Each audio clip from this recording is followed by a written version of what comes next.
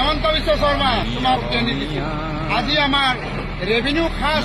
ভাঙিছা খালি পাট্টাৰ মাটিত সোমাম আর তোমাক এদিন হলেও আমি এই খাস মাটিত ওলাই লৈ আহিম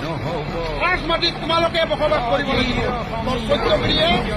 খাস মাটিত বসবাস কৰবে এতিয়াৰ পৰা আমি এটাই ধ্বনি দিম নারায়ে তাকবীর আল্লাহু আকবার নারায়ে তাকবীর আল্লাহু আকবার আমি মাটি বাড়ি সব বিক্রি করি এদিন কামাই রোজি রোজগার করি আমি পাট্টার মাটি কিনিলাম আর এই পাট্টার মাটি কিমান লাখ লাখ টাকা কোটি টাকা হলো আমি কিনি লৈ কেনে তোমাক তোমার ঘর পর্যন্ত আমি কিনিলাম তাৰপিছত তোমাক পাট্টাৰ মাটি এৰাই